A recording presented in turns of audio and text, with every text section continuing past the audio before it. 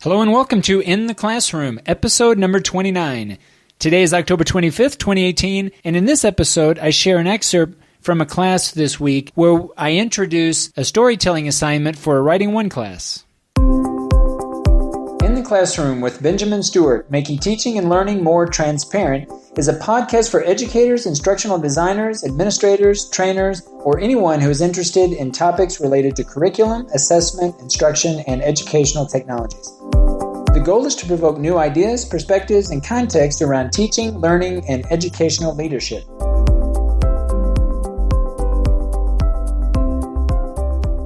I want to start off today by setting up this clip. It's about 15 minutes, an excerpt of a recent class that I taught this week, where I'm having my English language learners look at an image, choose an image, create a story, find an image that motivates them to write a story, and to develop a paragraph. So it's a relatively short text, in fact, very short text, but I want them to start thinking about telling a story and using an image. It can be a painting or a picture that really speaks to them and drives them and inspires them to write. So again, I am focusing on a Writing 1 class. This is a first semester course for students who are interested in pursuing a 4-year degree in English language teaching. So we have a propedeutic year of remedial courses, and the course that I'm teaching this semester is a Writing 1 course. So these students are at about an A2 level, and so you'll notice that the way that I deliver the course or deliver my speech, there are times where I'm slowing down. I'll slow down the pace a bit. I tend to repeat some of the words and trying to make the input more comprehensible to the students. So in the excerpt, you'll notice that I start off by presenting the linguistic objectives, the language objectives of the course. And really, there are 3 basic objectives that I want to address this week with this particular group. Number 1, descriptive text. And we talk a lot about the use of adjectives, how to use the internet to find certain types of objects and animals and landscapes, maybe trees, for example, but that they find different types of these objects that they can include in their text. We talk about the comma usage, which is a topic and an objective that we have almost every week. We talk a lot about the comma usage, since it's one of the most difficult punctuation marks that students face. So we talk about that at the beginning of this excerpt. And we also talk about transitions and different ways that they can try to write more cohesively, moving one idea to the next or from one sentence to the next. Also, another content objective, which is implicit in this audio, is just the building of vocabulary around nature primarily, and also getting used to telling a story. This is actually the first assignment that students were asked to create a story, and giving them really free rein in deciding on what person to write, first person, second person, or third person, giving them choice if they want to talk in the present tense, the past tense, or the future tense, really giving them a lot of flexibility really to choose the topic that they want to write about. And then the last part of the excerpt, I will describe Google Classroom, how they can access the assignment. So the students all have access to a Google Classroom that they access every week, and each week is based on a central question. And this particular assignment, I basically create an assignment that students have their own copies of the assignment sheet, and the assignment sheet starts off kind of as a template that basically is broken down into 4 sections. The first section is where they are to insert the image that they find online, and we talk about Creative Commons and making sure that the image is under a Creative Commons license so that they have permission to later upload it to their ePortfolio. The second part is a brainstorming section, which is basically just a place for them to include a list of keywords along with those respective adjectives. Number 3, the third section, includes a mind map. So they'll write out in their notebook some sort of visual representation of the story that they later will include in their paragraph. and then take a picture and upload that to their assignment sheet, and then finally the paragraph itself. Because all of these assignment sheets or handouts are through Google Classroom, I'll be able to periodically throughout the week provide feedback, but this will give you an idea about how I set it up, and I just wanted to share this with you. All right, my friends, today I want to give you time to begin our assignment for this week. The assignment for this week has been uploaded to Google Classroom, and I want to show you, kind of go through one last time what our assignment's going to be.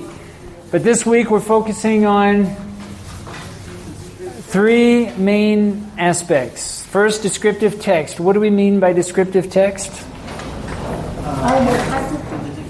Adjectives and possibly adverbs, but especially adjectives. So yesterday we looked at a painting that had a lot of animals and trees at a log cabin, and we talked about looking up, using the internet, finding adjectives for certain items that we found in the image. So instead of saying, for example, a butterfly, we can say a monarch butterfly. Instead of saying just a frog, we can say a flying frog or Wallace's flying frog. So we want to make an effort this week to write more descriptively, to write a really good descriptive story. Okay? Comma usage. We want to focus on a comma usage. We want to improve our comma usage. Everybody's improving. We want to continue to improve a little bit more our comma usage. So check your notes. Review your notes whenever you're writing your paragraph for this week. Check your notes of those 4 or 5 uses that we talked about in class and see if you can find those uses in your own work. Finally, transitions. We have 3 ways that we can offer transitions. What do I mean by transitions? Moving from one sentence to the next. How we can make those connections between one sentence to the next. What are the 3 ways that we can offer transitions? Sentence connectors. Good. Another way. Okay, so theme and rhyme I'm not going to include as a transition, but yes, we need to remember theme and rhyme. Very important to connect ideas. So we have sentence connectors. Okay, fanboys connects. What does fanboys connect? Main clauses in the same sentence. So that yes, those are really good to use in a compound sentence. But think about a sentence to sentence now. So sentence connectors can connect sentences. What else? Okay, and what kind of transition? So we have 3 types of transitions. Okay, and a subordinating conjunction begins a... Okay, so subordinating clause. Beginning a sentence with a subordinating clause is a way of connecting ideas from one sentence to the next. So sentence connectors, subordinating clauses, and what's the third transition? Okay, prepositions begin a prepositional phrase. So we call those introductory phrases because a prepositional phrase is one example. We also have participial phrases. Has anyone done their presentation on participles, present participles or past participles? No? Okay. So don't worry about that. Just think that a prepositional phrase, just remember that a prepositional phrase can begin a sentence, and that's a good way to connect ideas. Please, in your notes, right next to the introductory phrases, if an introductory phrase has 5 words or more, what kind of punctuation mark do we need? A comma. So please, in your notes, find where you have those 3 transitions. After an introductory phrase, a prepositional phrase, if it has 5 or more words, we need a comma. 5 or more words. Remember, this is at the beginning of the sentence. So this doesn't apply when it's in the middle of the sentence. But at the beginning of the sentence, if you begin with a prepositional phrase, or more generally, an introductory phrase, 5 or more words, a comma. So guess what? What do we need after a sentence connector? What kind of punctuation mark? Comma. what do we need after a subordinating clause that comes before the main clause and it's working as a transition? What kind of punctuation mark do we need? A comma. What kind of punctuation mark do we need in an introductory phrase that has 5 words or more? All right. So, comma use, we're focusing on the comma use. We're focusing on transitions. I want you to tell a story this week, but I want those sentences to flow. I want those ideas to connect so the ideas aren't jumping from one idea to the next. And this is an easy way to do it using transitions. Okay? So descriptive text, comma use, and transitions. That's what we want to focus on for this week. So let's look at the assignment if we go into Google Classroom for week 11. Gosh, can you believe it? Week 11 already. Cabin in nature story. So this is going to be our assignment. And each of you has this document in Google Docs. So here's what I want us to do. I want us to try to find, I would like for you to find an image. Now, the image can be a picture, it can be a painting, any type of image, but of a cabin in nature. A cabin in nature. So that should be what we all have in common with our pictures. And I've included a link here called Creative Commons Search. We need to be careful which image that we use because we want to make sure that this image, we have rights to be able to share this because we're actually you're going to be including this in your e-portfolio later on. Okay, so anything that you include in your e-portfolio, you need to have rights to share. So let's say that I want to find a cabin. I'm going to put in some keywords here. Cabin, and I'm going to try a painting because I like paintings. So I'm going to type in cabin, painting, and nature. All right, so I'm in a Creative Commons search, and I have 2 options. I can select Google Images, or I can select Flickr. I'm going to select Google Images first to see what I can get. All of these images now I can use. Okay, it's like a filter, right? So these images I can use, and I can share any of these images in my e-portfolio. So I'm just going to go through here, and I'm going to try to find one that I like. I kind of like this because I like a hammock. Look at that. But I want you to find an image that speaks to you. How does it communicate? What story is behind the image? All right, so I want you to find the image first. This is going to be the first step. Find an image that you like, that you look at, and you say, okay, there's a story there somewhere, somehow. It can be a true story. It can be a fictional story. Okay, it doesn't have to be a true story. It doesn't even have to be a story of your life. It can be if you want, but it doesn't have to be. You can choose whatever story you'd like, but choose an image that you like, that you want to create the story. You're listening to In the Classroom with Benjamin Stewart, where each episode poses a through-line question or problem intended to generate dialogue around current issues that affect educational stakeholders who are concerned with improving learning outcomes. If you have anything to say about today's topic, send your comments and questions to www.benjaminlstewart.org.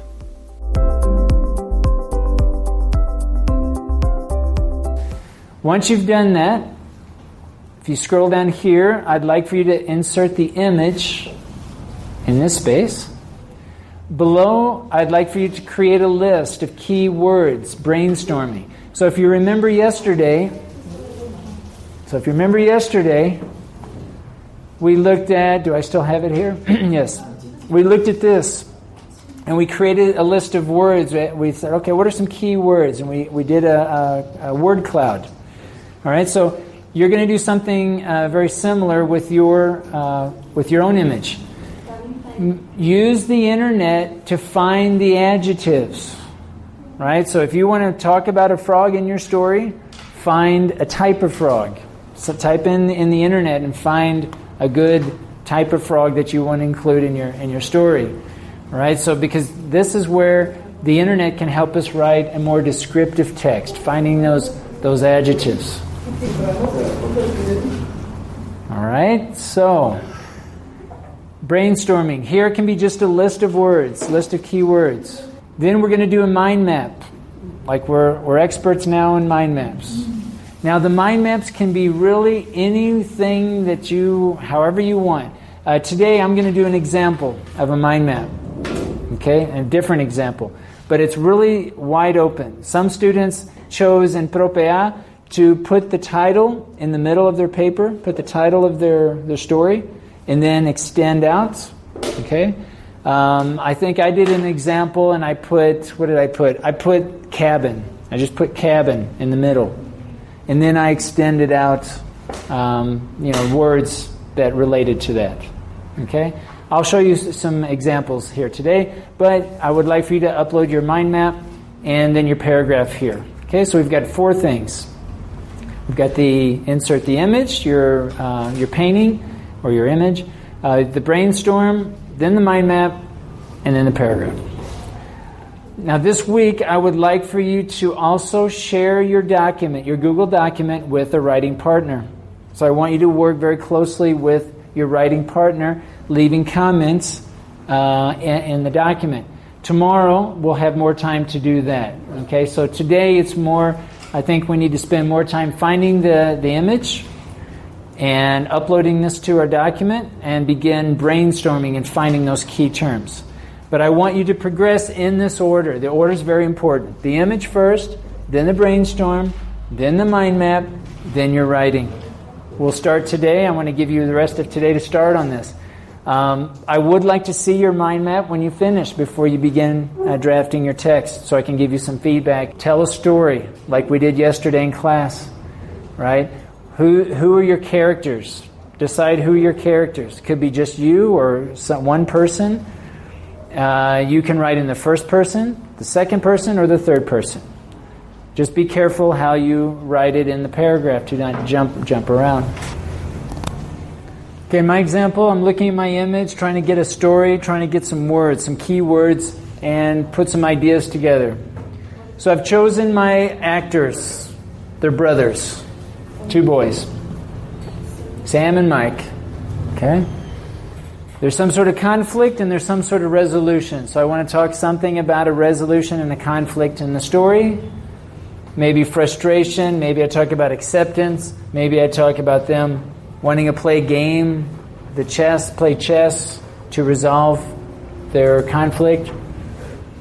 Maybe I want to talk about now the specifics of this wooden cabin. Now, I put wooden cabin in the middle. You can choose if you want to put one character, one person in the middle. Create the story around that person, including what's in the image. That's fine. But here I extend out. I have a 22 lace hammock. 22 laces. Because maybe I want to talk about that. We have an A-frame wooden cabin. So maybe I want to talk about something in the attic if there's space up above. Right? We call that the attic. So I can talk about that. There's a little pontoon boat maybe at the side of the house, the cabin. Maybe I'd want to talk about that. It's quiet. It's still. There are cedars of God. This is a type of tree. Cedars of God. I'm going to include the cedars of God because I like that. Surrounded by tall cedars of God. There's sunlight that peeks through the tall cedars of God. So I'm already coming up with some key words here that I can include into my story as it relates to this image. But use the image to create the story. Think about a situation where there might be something going on in that particular image. The most information you can provide in your mind map, the better, because you want these examples as they extend out. You might also, I didn't do it here, I can use the question words. How? How did they arrive there? Why? Why do they go there? When do they go there? Okay, so if you want, you can use the question words also. That's another option. What's another option? You can use the 5 senses. Taste. Talk about taste. What does it look like? What does it sound like? What does it smell like? That could also be an option for your mind map, is to extend out based on the senses. I would like for it to be a cabin in nature. I would like for all of us to have something in common when we develop all of our paragraphs. But I'd like for you to choose your own image of a cabin, some sort of cabin. If you want it with animals, that's fine. If you don't want it with animals, that's fine. But something that has a cabin, something out in nature, so that we can kind of explore a story in having that in common for all of us. Make sure you also come up with a good title. A good title, probably between 6 to 12 words, is a good number. I personally like when you can use the same, like a lot of words that begin with the same letter. Sometimes that makes a good title. Bonding between boys in the woods. I could say bonding between brothers in the woods. I think that might even be better. Thanks for listening to In the Classroom with Benjamin Stewart.